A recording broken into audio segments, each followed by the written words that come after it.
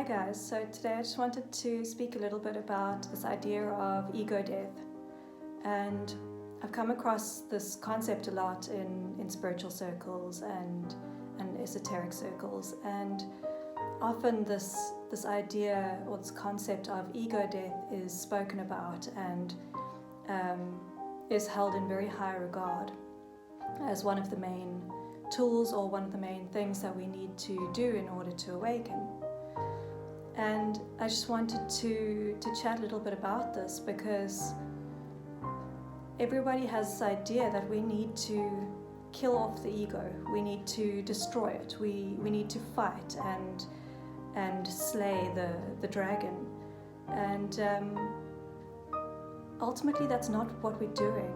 So this idea of ego death is blown up into this massive challenge and fight and just this big thing that gets in the way of so many people's processes and journeys to awakening.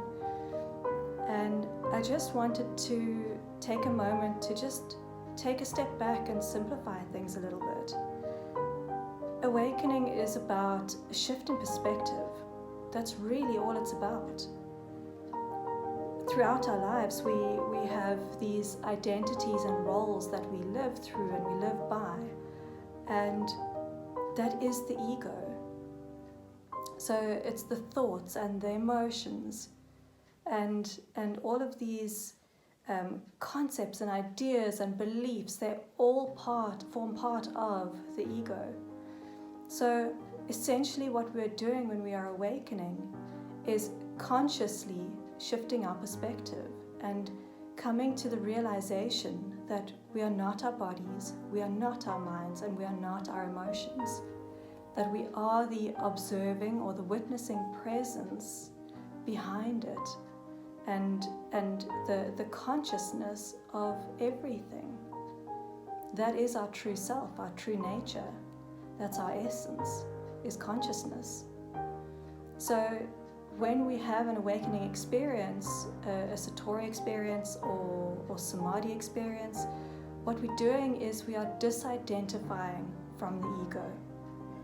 We are just consciously shifting our perspective so that we are looking from the witnessing presence, from our true self, and not from the ego.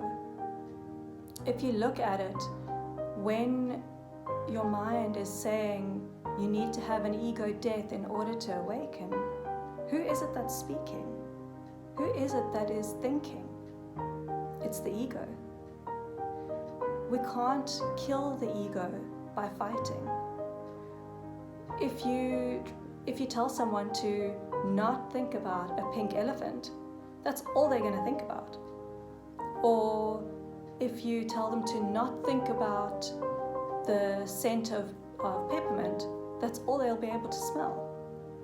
So the very thing that you're trying to quieten and trying to become still within will fight you harder, will fight back, will become louder. So you can't still the mind by fighting it. It's just not possible. All that happens is that we get caught up in this battle between the ego with the ego, really, because it's one thought against another. But if you just take a step back and you become aware of the presence that is observing all of those thoughts, all of that fight, all of that struggle, you'll notice that that's not who you are. That fight, that struggle, those thoughts, they're not who you are. You are the witnessing presence, and that's what we're doing in an awakening experience, is realizing that, is becoming conscious of that. And that's the beauty of it. We don't need all these big rituals and practices and experiences to try and get there, to try and get to awakening, because you are always awake. Consciousness is always awake. We just aren't conscious of that. We just aren't aware of that because we are so strongly identified with the ego.